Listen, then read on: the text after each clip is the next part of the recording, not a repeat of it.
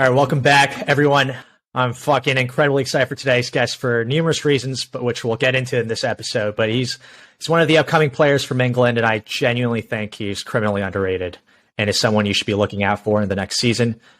Not to put too much pressure on him, but welcome, Charlie Lee. What's up? How's it going? It's good, thanks. Thanks for having me. I'm looking forward to it. Yeah. Were you able to catch up on... Have you been following along the World Juniors? Yeah, I mean, I've been following the English boys. My coach actually coaches a few of the boys who were playing in the British Junior Open recently, and a couple are still in for the World Juniors, Jonah Bryant, Sam Osman-Wild and Hassan Khalil. And yeah, they've all been doing really well. So yeah, I've been following them pretty closely and training with them in the lead up and yeah, following their results. Oh, you've been helping them out. Well, I don't know about that, but yeah. Yeah, been hitting with them. We've been helping each other. And yeah, we all train under the same wing. So yeah, it's been good to follow them. And obviously Finn did really well from England. I had him as my dark horse. I was telling everyone that I think he was going to win it from the get-go. Yeah. Unfortunately, he just seemed to get a bit tired, or maybe I think when you've played that many matches at that stage, things can start to break down. But credit to the Dutch player, he looked really solid. So yeah. Yeah. And what did you think of that tournament in general, as someone who's followed along? It looked pretty good. I mean, to have a glass court's always great for the World Juniors. Yeah, I mean, I'm never the best at comparing different eras and looking at a match and saying... It was about to ask you about that. But... I could see where that was going, to be fair. I think sometimes people are always inclined to think that their era was stronger or it was much tougher back in my day or whatever. But, yeah, I think it's certainly good to see some like different nations represented in the latter stages, especially in the men's. It's always good to see that for the sport. And obviously selfishly good to see some English boys reaching the latter stages, something that I never really did in the World Juniors. So, yeah. I mean, your era was much stronger, as one could argue. No, I'm kidding. But yeah, I had a couple thoughts about the World Juniors. I mean, some good points is that it's great to see the diversity in nations, especially on the men's side.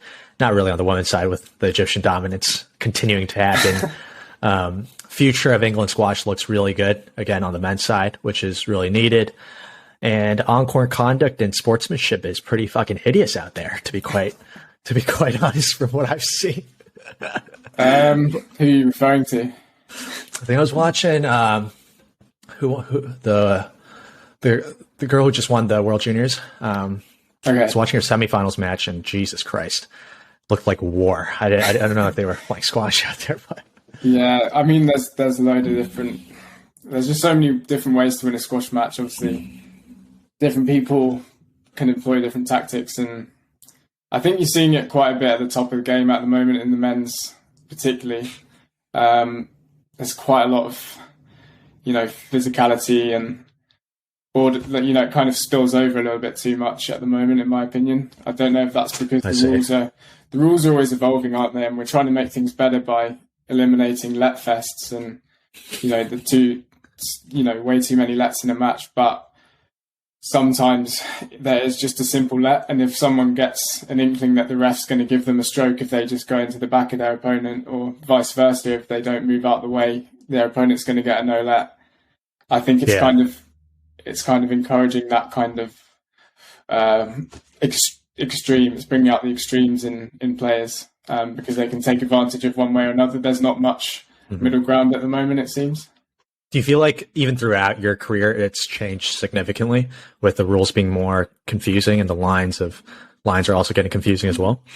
Well, definitely, yeah. And especially when you're on the Challenger Tour, you can turn up to different countries and there's completely different interpretations of the rules. And, sometimes you could be reffed by fellow players, or you could be reffed by refs from a certain country or whatever. And you really don't know what you're going to get until it starts to happen. So there's not really a benchmark. Certainly at the lower ones, I find that it's quite hard to know what you're going to get. So yeah, it can be difficult to to know where you stand with things, and you can easily be hard done by, I think. And it kind of goes under the radar. Charlie, speaking of the Challenger Tour, which we just spoke about off the air, but just wanted to give Timmy Brownell a quick shout out because he briefly mentioned it during our episode a couple weeks back. So there's this document that I was able to get my hands on where you eloquently and politely sent to the PSA as a wake-up call about how you feel about the current system, and the Challenger Tour is not really run very well, so to speak. And want to ask you to give us a little insight on what these problems are that you outlined, and in essence, how incredibly hard it is to move up the rankings with the current system set up. Yeah, well, firstly, I'd say I wouldn't say that it's not run well. It's a very tough thing. You know, squash isn't the biggest sport in the world. There's obviously massive problems that we've faced as a game with COVID and everything, and being an indoor sport, it's really taken a hit. And probably the companies and the people that sponsor those smaller events are the ones who, you know, may suddenly be thinking, well, I can't really stretch to sponsoring a squash event this year. So seeing quite a lot of those events maybe not reappear on the calendar. So it is really tough. But I think the main problem is there's a real lack of those mid-range events, the sort of 20s, like 30s. 20, 30, yeah. Yeah, so I'm finding a lot, you know, I've reached, 70 in the world now. I'm finding a lot now that I'm entering those tournaments and I'm seeded always quite regularly to get below my average quite significantly. Oh, okay. Whereas if I was 50 or 55 and just sneaking into the platinums, you know, those guys, if they lose first round, they're seeded to get their average, even if they lost first round. And that average is higher than someone like you. Well, it would be, yeah. It's because their place is higher. And again, I'll say completely fair enough. A lot, like all of those players have earned the right to be there. It's just really hard. I think it's especially since COVID, because there was, you know, a lot of opportunities for players maybe a little bit lower than there are now because of PCR tests and whatever. There were quite a lot of people who may not have been able to play tournaments. And it was only the big ones that were on. So it was kind of, once you were in, you're in. And there's that kind of protection blanket with the high amount of points that are on offer for losing in the first round, compared to what we're able to get in the 30s by reaching our seeding. And obviously everyone's striving to beat players above them, and that's what you got to do. It's never an easy route to the top of the game or into the big tournaments, but it is quite a hard gap to bridge at the moment. So, I mean, I would have written that email if I was 700 in the world like I was last year, or if I was near to where I'm getting now. But, you know, it's just, I think there's a few things that could potentially change to help the situation. But as I said, it's really not easy, and there's a lot of issues that are faced for everyone.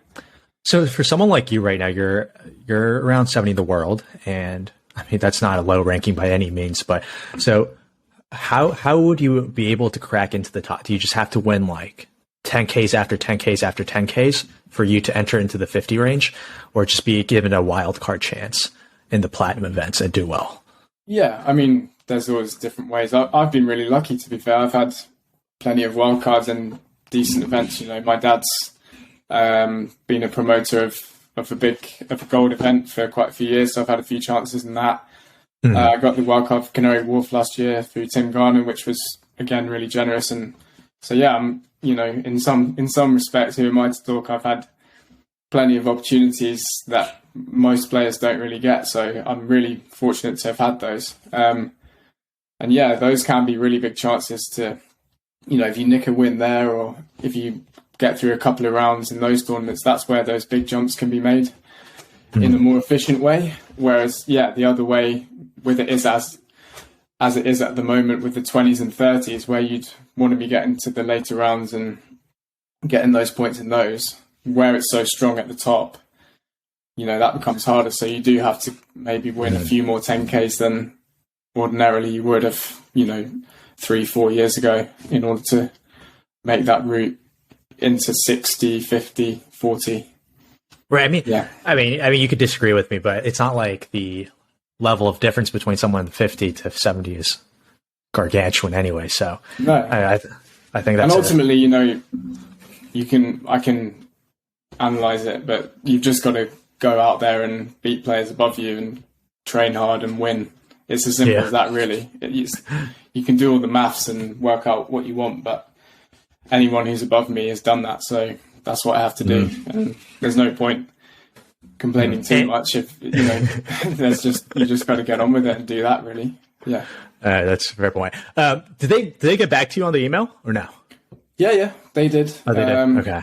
Yeah, and I was able to chat through with them on a Zoom call with another player, and a few of the board were on there, and it was pretty productive. So, I mean, I'm not expecting them. It's really hard to just implement things like that. So we'll see. We'll see how it goes over the next few months, and obviously, it's just the opinion of whoever was agreeing with the document. And there's plenty of players who I mean, I've heard there were a shitload of signatures on that document. There were quite a few players that were quite keen because, I just found that I was at Challenger Tour events and you end up having the same conversations. And I just thought, well, maybe they would appreciate, it's got to be a positive thing to voice those concerns. And that was what it was, really. So, yeah, we'll see what comes out of it, I suppose, over the next year or so. There's been some rule changes which are maybe a little bit as a result of it, but I wouldn't take too much credit. Have there been significant changes coming into this next season? Because we're about to start the next season, right? Yeah. There's been a few. I don't know if they're too significant. I can't think of many off the top of my head, but and again, I don't know if they're like public yet, so I wouldn't want to be the one to I don't want to get you in trouble for it. But. Yeah, I don't know. But yeah, there's a few things that are going to change, I think, and they all seem pretty positive. So yeah. Oh, fantastic. So what is this you're still in the off season, right? How does this off season look like for you? What have you, if you don't mind spilling some of the secrets, what have you been working on? What are some updates? What are some updates for us? It's not too exciting, really. It's just hard physical work and improving what I need to, on the squash court and mentally, really. I just started working with a new S&C coach who I knew from a few years back, a guy called Rob Norman, who also works with Jazz, my girlfriend, and SJ Perry. And he used to do a lot of work with my coach, Rob's Academy. So that was where the contact was through. And yeah, I've just started working more officially with him, and he's been programming for me, so that's been really hard, but it's what I need, and it's a good time to do so because it's not often you get a 2-month spell of no tournaments. Just focus on that and do what you need to do physically, especially last year when the English tournament started to come back around this time in the summer. So it wasn't really a normal season as such. So you didn't even have an off season last year, right? Well, I did because I got injured as usual. But so I was sitting on the bike a fair bit in the summer. I mean, I waited 3 years to play a PSA tournament since 2018 for various reasons. Wait, Charlie, I don't want to interrupt. I do want to interrupt you, actually. For those of you who don't know Charlie that well, could you give us a little insight of what you've been through in the ignited that pause? I've just had I've set myself up for this, haven't I? Really, I've had a few injuries, as you do. Yeah. But probably the longest stint out was I had kind of a post-viral fatigue thing, end of 2018, and it just kind of spiraled into right before COVID. Really, I was out. I wasn't able to sort of train for quite a while, and it was super frustrating because some days you felt great and you thought, I feel good, I can go train, I've almost made the whole thing up. Then you go and do a little bit, and then suddenly 2 days later you feel like you've had 10 pints and got in at 4 a.m. just from doing like a very light squash session. So it was really random, and that just made it so frustrating, because you almost, and then there's not really, as there is with an injury, a physio can say, do this, and you should be back by this point. It was almost like you need to take a step back from thinking about being a squash player. And to kind of accept that took a few months. They were sort of giving me that advice for a while, and I was just thinking, there's no way I'm doing that. I've trained so hard this summer. I'm not stepping back. You know, I need to be ready for the next tournament. I need to stay fit and everything. And then, it just came to the point where I had to step back, and that took me to about September 2019. And then with the help of the English Institute of Sport, they've got this amazing setup called the Intensive Rehab Unit, which is usually for injuries, where they get you in there and everything you do from the moment you wake up, they track your sleep, they track your food, they give you physio, they do your S&C program, everything's covered, and you speak to all these amazing staff 24/7, and they're monitoring everything you do. So the idea is that you fast track yourself back to recovery and you do all the right things. And they had that idea for me once I started to feel a little bit better. They put me on this kind of progressive exercise program, which started me on the right track. And then I was able to play my first tournament back in February 2020, which was the British Nationals. I wasn't super fit or anything, but I was in just a good enough way to start playing again and manage everything. And then I'd entered a couple of tournaments on PSA, and then COVID happened. So that was a bit of bad luck there. It is just the most unfortunate. Yeah. I mean, I take it, looking back now, you know, you have to take the positives. It's a bit of a cliche, but probably gave me a bit of time to consolidate. You know, looking back at that point, to jump back into traveling the world and playing match after match, which is what you aim to do as a pro.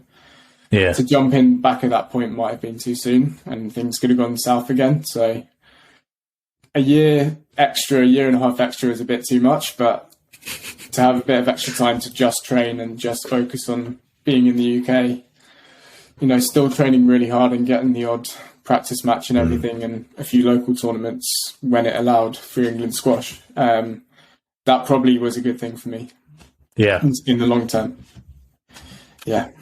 And then, so how are you feeling? Yeah, after keep going on this timeline. I don't know if I'm boring everyone. No, keep going.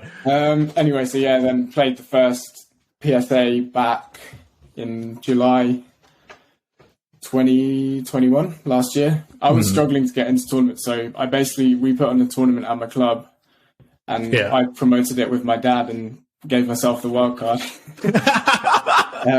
That was the only way for me to get into even a small tournament. You know, I was entering because everyone was so desperate to play. There were 3Ks and everything, and I couldn't even get in. And in these England squash tournaments, I've been having some pretty good results, being top 100 players and everything, and I couldn't even get in. So that had to start completely from the bottom again. So I played the 10K at my club, got to the semis, and then the guy I played in the first round had COVID, so had to withdraw. Frustrating. Just before playing. Yeah. And then, did my ankle ligaments like 10 days later. So, it was a bit of a nightmare. So I ended up not coming back till like October. So, but then since then, everything's been good. All right. Everyone knock on everything. Fingers crossed that. This is just very long-winded story, but smooth sailing. But so, I was about to ask you on the follow-up question. So since October, you've pretty much had a full season, right? And you haven't really had that in a long, long time. No. Even my first few seasons on tour, I had injuries. You know, there wasn't really a 6-month period without a 1 month, 2 month injury, not breaking that apart. Again, that consistency now, let's hope it can continue. I think I've just learned so much about my body and how to manage it, and maybe looking back, just made a few mistakes with training and whatever. You can't always blame. There's a lot of luck involved, isn't there? You know, with physicality and everything. But definitely a few lessons learned, and touch wood, now I know a little bit more about myself and how to look after myself and how much to do and when to push, when not to push, all that stuff. It's kind of an ever evolving process, really. And so now you're at 71 in the world. Quite a good jump for one season. It's just that everyone's talking about Gina Kennedy's jump. No one's talking about Charlie Lee's jump. Yeah, I need to ask them about that. Where's the publicity? Where's the documentary on this? But how have you felt about this season since you've been able to play? Yeah, I mean, to get the the monkey off the back of winning a PSA title was a massive thing. And to do that at 10K was awesome. So yeah, I mean, to win 2 10Ks, I've got to be happy with that. There's a few, let's say, shockers in there where I've not played to what I feel I should or whatever. But, you know, generally I think it's been pretty consistent. I've beaten most people I would expect to, I would say, you know, for what I expect of myself. And yeah, I'd say generally positive season and lots, you know, I've given myself a platform to build on now, I'd say, which is exciting. And yeah, just looking to push on next season, really. So speaking of, I think a lot of people, when I put up that questionnaire on Instagram, got a shitload of questions regarding your relationship with Rob Owen, and he's just because of the presence he has in the squash community. Yeah. Now I'm gonna have to ask you a series of different questions just to pick your brain for a bit, if you don't mind. No worries. How long have you been working with him? So I've been working with him since just after my first World Juniors. Oh wow! Yeah, okay. I had a really good result. I beat the 3-4 seed it was 2015. And was this the Egyptian guy? Because I do think I remember watching this. Yes, it was a guy called Amir Rafa, I think. And since then, I've not heard that much about him on the squash world. So, listen, he was a really good player back in the day. No one knows him. Yeah, exactly. It was a good win, trust me. So yeah, and he and my dad were sort of players in a similar era, so they knew each other. And I think my dad had introduced me to him once or twice before at junior tournaments or whatever. And then he basically sent my dad a long email saying, you know, I was obviously buzzing about having this great win, and it was all this kind of seeing it with a critical eye and everything, and saying what was good, what was terrible, all that stuff. So Rob Owen kind of broke down your game after watching that match. Yeah. And then my dad sort of said, because my dad's, you know, I've worked with my dad since I could physically hold a racket. He sort of said, you know, go and spend a week with him if you can and all that. And then it just snowballed from there, really. Enjoyed it, learnt so much. And it was just, you know, he's got a real like eye for detail. I think that kind of transfers from his main thing, which is obviously professional gambling. Right. There's obviously loads of things that transfer from that into the coaching, and that's what makes him so good, in my opinion. And yeah, it's just that eye for detail, which is difficult for a parent to be critical in that way. Sometimes my dad was great and still is, but yeah, it was just that extra refinement from Rob has been great. So yeah, it's been like 7 years now that I've been working with him. Wow. So really lucky. Yeah, he's given me a lot of his time, and he's really generous to all his players. So yeah, it's been good. And I mean, so you spoke about the eye for detail, but would you say there are any other differences you'd say with how he approaches things, how he runs sessions compared to him versus like other coaches per se? There's probably, to be honest, no, it's very simple, really. You know, he doesn't overcomplicate things. There's never really like, right, this is what we're going to do today, this exact session plan. I think he's quite good at, you know, adapting to each player, what they need, what they feel like that day. And he could have watched your match before and he'll have an idea in his head of what needs to be worked on. And I just think it's that, you know, he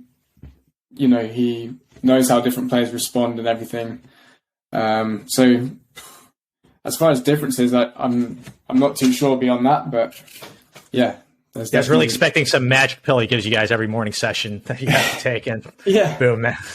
There's obviously been a hell of a lot of good players under his wing over the years as well. So to get to see them in action and see how he coaches them and watch him do sessions with others as well as doing sessions with myself, you can learn a lot from all that. And sometimes he'll watch us play a match or he'll watch you do a solo, and you know there's always something that we wouldn't necessarily notice. And I think his idea is that we get to a level that, or we have that understanding so we can take it away and do it ourselves. And I think a lot of coaches are like that, but that's definitely a big thing of his. Like, almost, you should be realizing that yourself. Why can't you?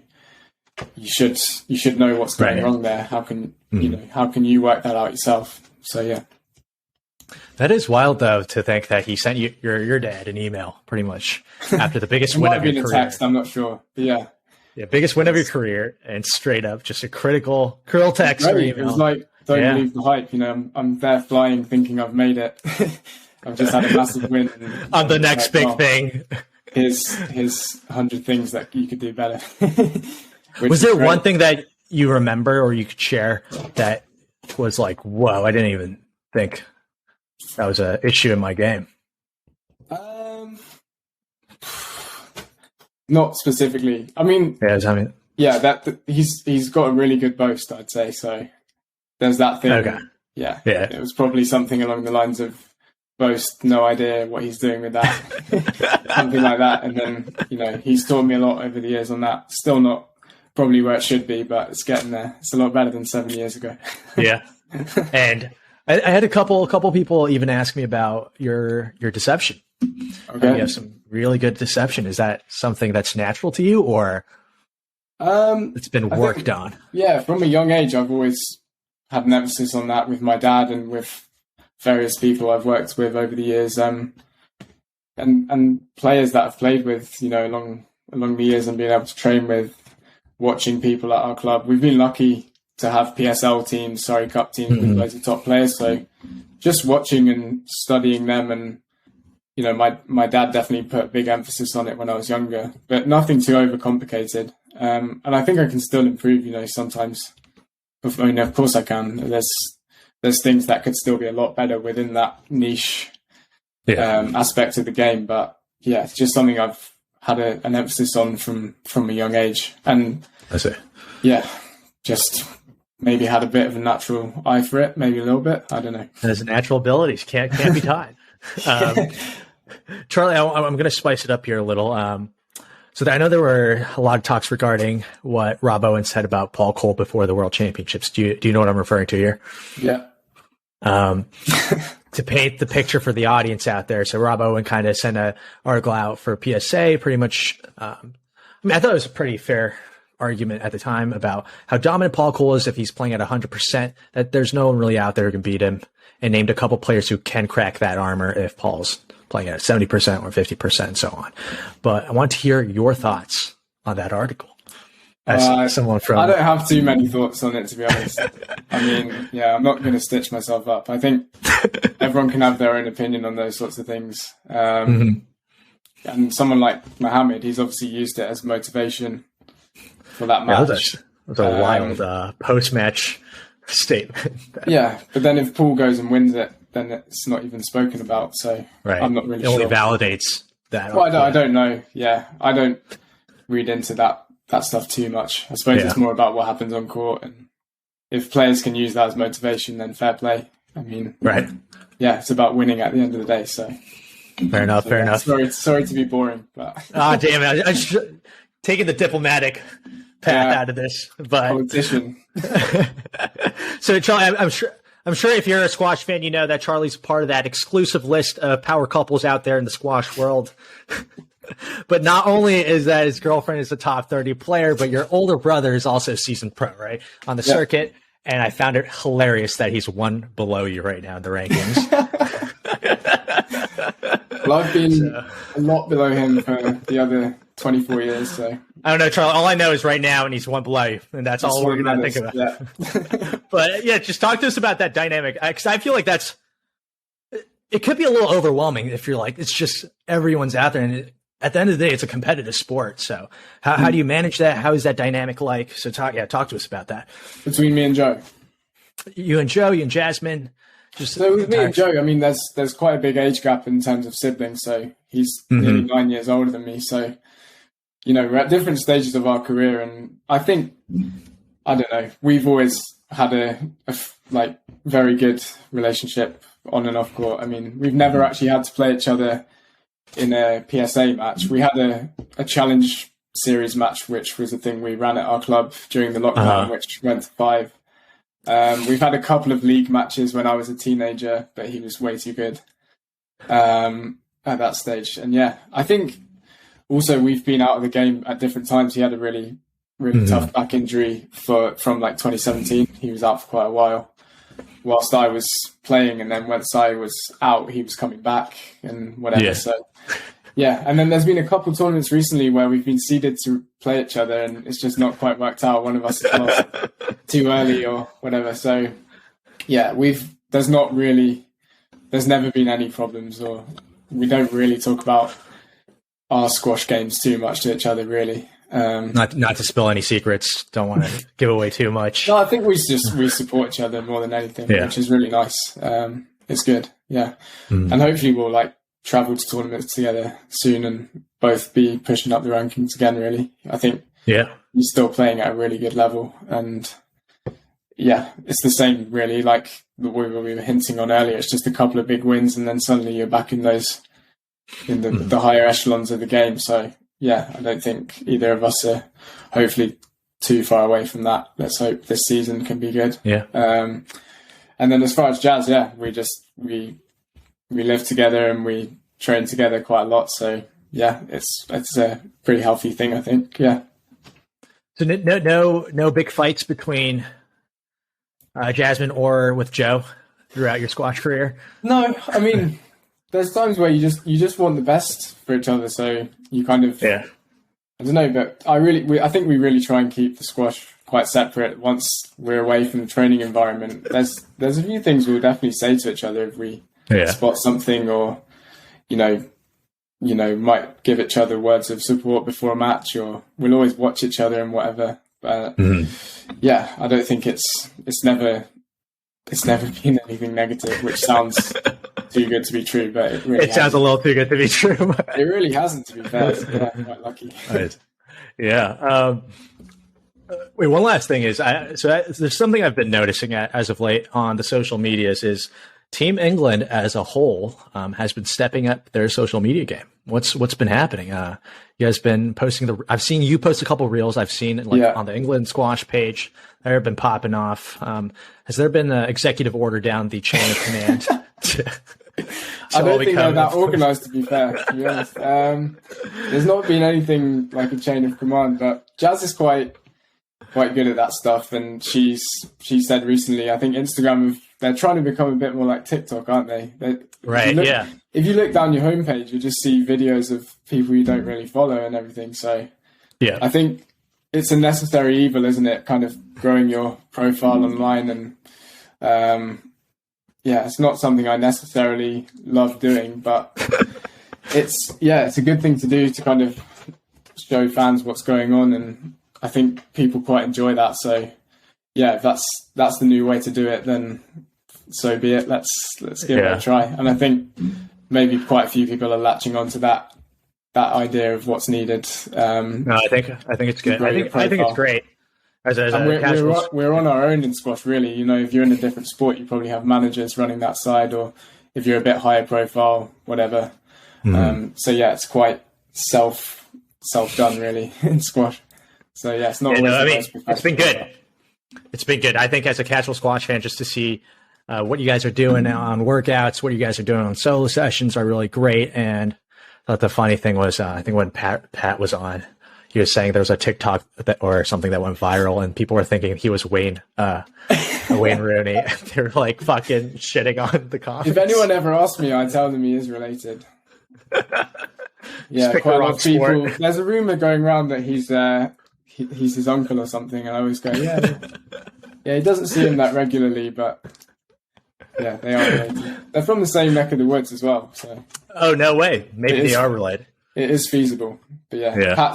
Pat's hilarious. To be fair, he's one of the funnier people on tour. I'd say. Yeah. Charlie, I'm going to transition into the quick fires section right now, and to start this off, I'm going to do this thing where we build the perfect player, but you can only choose active players on tour right now.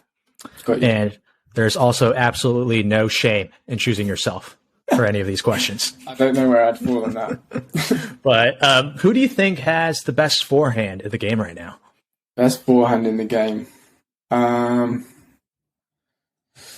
going to have to go through the rankings in my head. No, take your time. Take your time. It's tough. Funny thing is, it would be someone like Shabana, wouldn't it? But he's obviously retired. Yeah. That's just the most pure forehand you've ever seen. It's the hitch out here with the active players only. Best forehand on tour. Let's go Diego or Paul, I'd say. Diego, Paul. Solid answers. Very smooth. Best backhand. Best backhand. There's so many good backhands out there. Yeah. Shabini. Yep. It's as good as any. I think so pure. 3 for 3 right now to the guests I've been asking this. Yeah. I've been picking Sherbini. Just like so clean every single time. Yeah. You can't get more than that, really. It's quite near perfection now. Who's got the best movement? Best movement, Farag. It's not something that everyone can copy because he's blessed with that unbelievable elasticity and everything. But yeah, just some of the balls he can get back. Obviously, people like Paul and Joel, they're unbelievable physically as well. And it's a different style of movement between all three of them. So I'd say between those three in different styles. But Farag, he can almost just stick an arm and a leg out. And he reads it so well that he's always in the right position. He's always... Yeah. He can be behind you for a stroke when someone else would be kind of on the tee or whatever. Yeah. It's pretty enviable. But hard to copy. Well, the thing with that movement is do you think it's replicable or do you think it's not possible unless you have that frame? You can definitely aim to mimic it, but yeah, there's some things that he's obviously blessed with physically, and that's the same, but we all have to tend to our strengths and limitations. I think that's the aim of the game, really. Someone like Willstrop, I heard him talking the other day how he has to use his tactics and everything because he's never gonna. I think he was saying he was never gonna outrun someone like Joel. So he has to use different things, which is completely true. And luckily for him, he's got unbelievable ball control, so he can use that. But yeah, Paul, Ali, great movers. Yeah. Mm-hmm. Who's got the best physicality? I want you to pick one. So I think there's going to be 2 names right now. Well, it's the Commonwealth final, isn't it? Yeah. I don't know. I've always said I'd love to see them have an out and out. There was a program in the UK called Superstars before my time as well. I think Jonah Barrington went on it.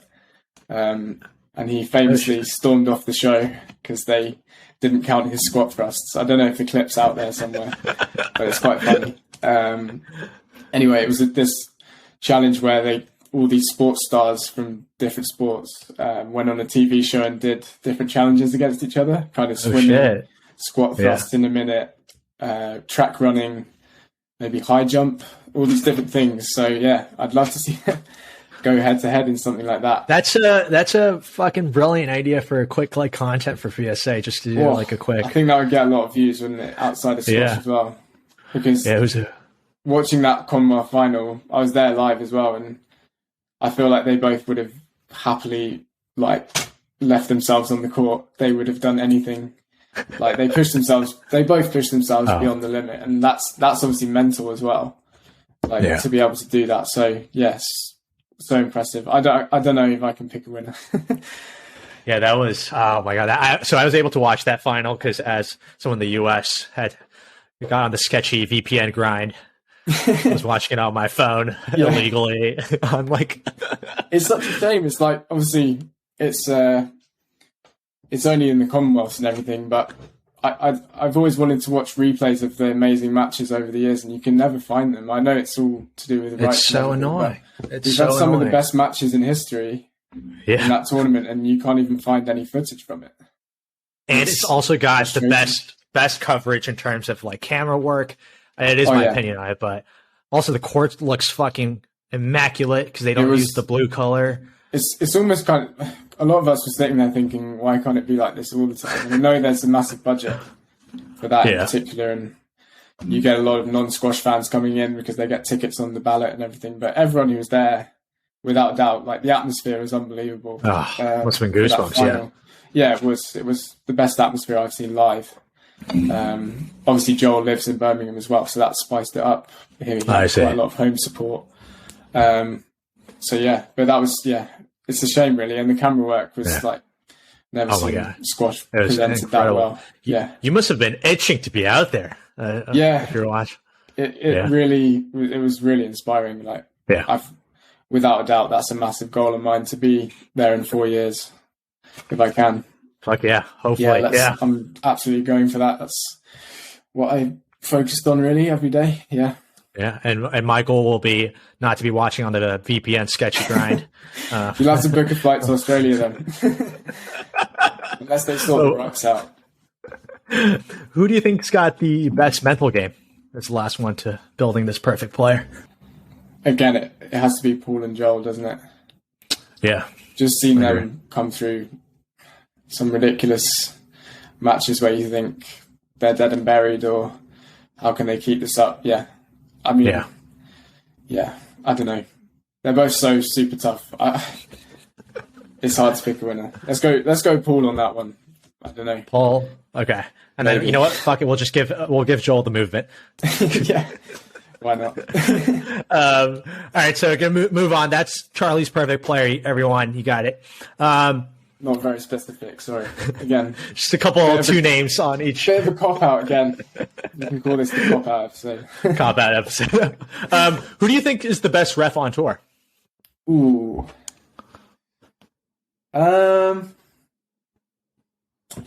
Tough. Jason Foster. Okay, great fucking choice. I think. I think I think there's some really good ones, and they all absolutely try their best. But why him? From what I've seen consistently, and I think the way he talks to the players as well, he's generally quite on it with if there's any sort of mischief going on. He's quite onto it quite quickly. Which nowadays he talks in a stern way, but he's polite. Sometimes players can be so rude to refs. Obviously, I know. Sometimes, oh my god. I feel sometimes when they can't hear what each other is saying, and it just gets a bit farcical sometimes. But yeah, he's pretty spot on, I'd say, at the moment. Yeah. Who do you think is the best dressed player on tour? Best dressed? Tough one. Who has a good sponsor? Who's sponsored by Nike or Adidas? Diego is, but... Diego, to be sponsored by Adidas would be pretty cool. That is pretty... Do you mean in terms of kit or in terms of off-court? Let's do on-court. Yeah. Let's go for the Adidas sponsorship. Diego. Yeah. Because I did hear back in the day James Wellstrop was sponsored by... Yeah, I think so. I think Daryl was as well. Maybe Adrian was for a bit of time. That was... So yeah, that would have been a nice one to get onto. Some good gear, isn't it? Who do you think needs work? Worst dressed player on tour? Worst dressed? Anyone who changes their shirt to a different colour in a match. I don't think there's any excuse for that. You should have two of the same shirts for a match. That's my view. I think it just makes it look so unprofessional. And the PSA are trying to get really onto that. They send quite a lot of emails updating that rule and whatever. But yeah, people still do it where they start the match in a pink shirt and then come out for game 3 in a green one. I mean, you just wouldn't see like a tennis player do that, would you? Right. Well, I know there's more money in that, but I think we should all is there a player who does that? Kit. I don't know if anyone does it. I don't know anyone in. Are you not dropping names on me right now? I'm not. Is that what it's happening? I actually can't think of anyone who does that, but let's say that's the worst. That's the rule. The worst dressed. So next time we see anyone changing shirt colors midway, we'll be on to it. Who would you like to see in the commentators booth, other than the usual people? From the players or anyone in the squash community that we would know. I think Willstrop. Yeah. Talks pretty intelligently about the game and everything else, and be pretty interesting to see him. I liked Daryl at the Canary Wharf. I thought he was good. There were times where, you know, as someone who's just finished playing, he'd almost say, "Oh, it might not be easy to see from off court, but there was a bit of contact there, and And sometimes it's not as black and white as what you see on the TV compared to watching it live or being on court. And I think he was able to articulate that pretty well. But yeah, James, I'd say someone who could definitely be very good at that. Yeah, maybe Patrick as well would be pretty funny. Yeah, that'd just be a joke fest. I don't know if he'd be able to be serious for more than 2 minutes though. Yeah, I asked him that. He said he doesn't think he has the voice for it. Yeah, not sure. If you were competing in the softball world championships, who would you like as your partner? As in softball? Yeah. Like American doubles? Yeah. Who do you want as your partner? In men's doubles, let's go in it's tough. Adrian Waller, I mean, he looked pretty good in the Commonwealths as a lefty down that forehand. I did a few double sessions in the lead up to the Commonwealths. England squash put quite a big emphasis on it, and it was well rewarded with all the medals they got. A bunch of medals out of it. So yeah, he was. I mean, it's proven by him getting to 2 finals. He's obviously pretty good. And then in the women's, obviously Jazz, we've tear it up. Yeah. Maybe in 4 years would be a partnership. That'd be great. That would get you guys a lot of publicity as well, I think. Yeah, it wouldn't be a bad thing. Yeah. As someone who's not familiar with the doubles game, how does one be good at it? If that question makes sense, like what are the different? I don't have a clue. I'm the wrong person to ask. It's pretty hard to win a point, to be honest. It's so random. I think the more random and the more adaptable you are, to balls down the middle, winning points in a random way. Always, it's mentally so tiring as well. I mean, we did some days, and there are a lot of players who went a lot further into it and did it for 6 months to a year longer than me and more sessions or whatever. But you were doing like 2, 3, 4 doubles matches in a day, and you just feel so much more mentally shot than a normal training day. I think it's just that concentration of when the ball's down the other side, you've got to stay alert for someone hitting the ball down the middle or hitting a quick cross court or whatever. Yeah, it's that mental ability to stay focused, and as I said, like the adaptability, having having good hands, being able to put the ball away as well. I mean, yeah. I see. But not speaking from experience, I wasn't the best, but I hope he will improve.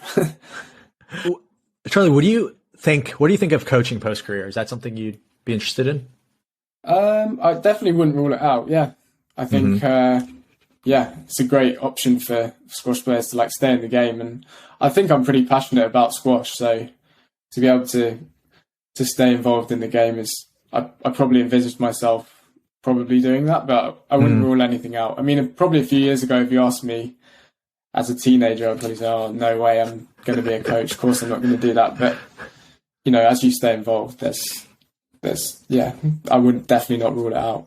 It's I've done a few sessions, in lockdown and stuff with a few juniors and a few club players, and it can be quite rewarding as well. It is kind of a lucrative thing, I think, the squash coach. Yeah, I mean, if you've invested that much time into learning about sport and everything, it would be a shame to just completely be lost on the game. I think it's always sad when, not necessarily if they don't stay involved as coaches, but when I think squash could do a lot better at keeping legends involved in the game. And this is going off track a little bit, but this is good. Sometimes there's ex top 2, top 5 players who you just don't hear anything of them anymore, and maybe that's through their choice, but I think we could do a bit better at keeping legends. Is there someone you have in mind right now that you're like, that's really a darn shame? Maybe I wasn't obviously around in that era, but someone like Del Harris. Okay. He was a world champs finalist, and maybe he just doesn't want to be involved in the game anymore. I'm not sure. Maybe people lose interest or whatever. But yeah, there's plenty of players who. Yeah, it's a shame to lose them. Yeah, it just dawned on me. Another example would be Ramy Shore. We got to get him back from the singing gigs he's been doing. I know. Imagine being coached by him. You'd probably. That's another thing. A lot of his style is so natural, isn't it? It's probably hard to copy, as much as a lot of players try. Pretty hard. Charlie, who do you think is the most underrated player on tour? Underrated.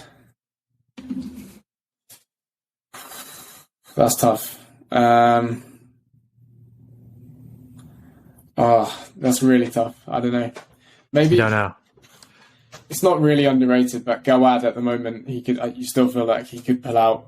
I think he slipped outside the top 10, hasn't he? But he could still easily beat anyone on his day. So I don't think anyone necessarily underrates him. I think anyone who's playing him, who's above him in the rankings, is probably thinking, it's such a shame what he's having to go through. Yeah. So it's a tough one. Who's coming up? I mean, there's plenty of players who are outside those big events that you do feel like they're all coming at it. Yeah, they're a bunch, I think. So let's say everyone outside those. Yeah, I'm not sure. I'm sure you're gonna love this next question. Most overrated player on tour, you think? Political answer incoming. Okay, me. No. Why don't I switch it to who do you find most difficult to play against on the tour? Most difficult to play. I played Farag when I was a teenager. How was that experience? That was pure oxygen debt for about 28 minutes. So not the best showing from me, but at that age it was okay. I mean, it's Ali Farag, isn't it? So yeah, just the way he can move the ball around the court, and it's always just running away from you, whatever quarter it's going into. You never really feel settled. There's no rhythm. So yeah, that was pretty tough in terms of people I've played on the tour and the level. That's probably, and Gaultier. I played Gaultier in the European individuals, and he was obviously renowned for beating anyone, outside the top 10 in under half an hour or under 40 minutes for very minimal points. And I was victim to that. He's unexpectedly. He's got to be the biggest nightmare for during his time. If you're not ranked, he's top three. The best at breezing through to the semis. That was unbelievable the way he used to do that. So incredible, yeah. So those two for sure. Gonna switch it up to a couple life related ones to wrap this up. Charlie, if you're shipwrecked on an island, all your basics are covered. What are the two things you bring with you? Ooh, that's really tough. All the basics are wrapped up, so food, water, all that stuff. they're all covered. I'd probably bring my laptop so I could keep my music production going at its very low level. Oh shit! I had on my notes that you're a Liverpool fan. That in there. Yeah, and you tell us a little bit about this music production thing you do. Well, it's taking a back seat now because the software's too expensive. So I need to win a few tournaments and buy it. But yeah, do a little bit of, making a few house style beats or whatever. Nothing too high standard, but yeah, if I could keep that going, I think that's always been a really good pastime on the tour. Like if I'm traveling on a plane, you can sit there for 3 hours working away at something and suddenly you've landed, and it can just pass the time in a hotel room or whatever. So well. Are you responsible for all the after parties at these tournaments? I don't think so. Yeah. So it would be that, and what else? Tough. Maybe a football. Big football fan. Yeah, love it. Yeah. So practice my keepy uppies on my own or something. It's not the best. Not the best. I'll probably regret those choices, but at least it could keep you entertained, I think. Okay, best and worst purchase you've ever made?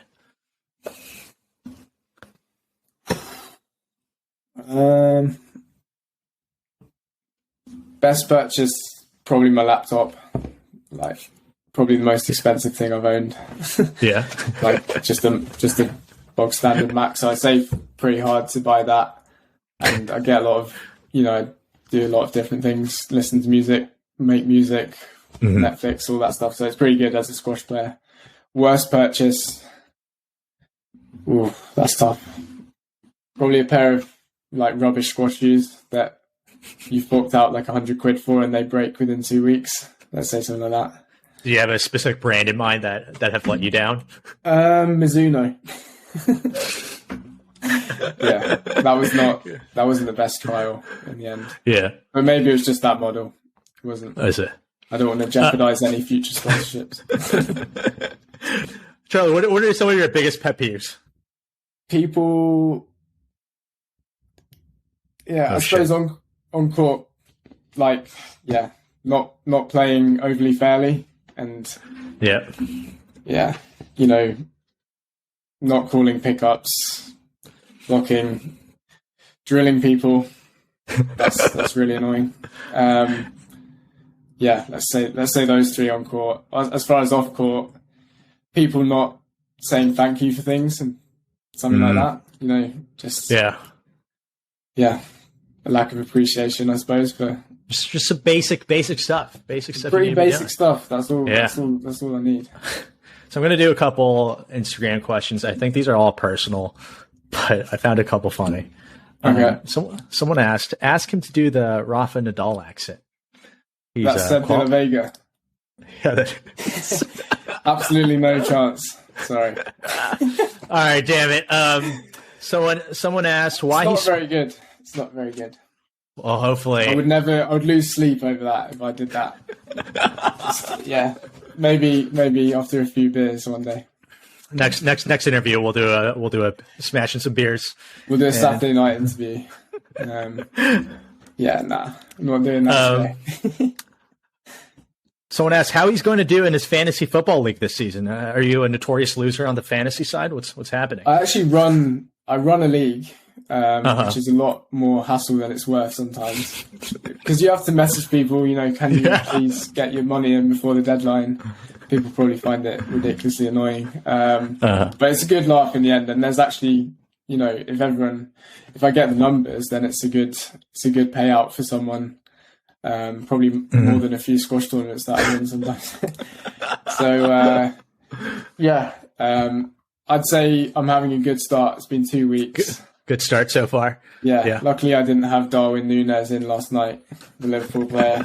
Pretty angry at him for headbutting his opponent. But, that was not the best. But I'd say this season's going all right, but it's been pretty mediocre for the last 5 years. I'm not really. Do you guys do some extreme punishments plus the money as well, or just money? The problem is, in this particular league, I'm the only one who knows everyone, so it's not like you can have a kind of a group chat feel to it. Okay, but maybe there's room for that in the future. I've always fancied that. It's just a lot to keep up with, and it's tough as an organizer. Is it worth it? It's a labor of love. But I'm gonna wrap it up there, Charlie. Thank you for listening, folks, and thank you, Charlie, for hopping on. Appreciate it. Thanks, man. No, I enjoyed it. Thanks very much.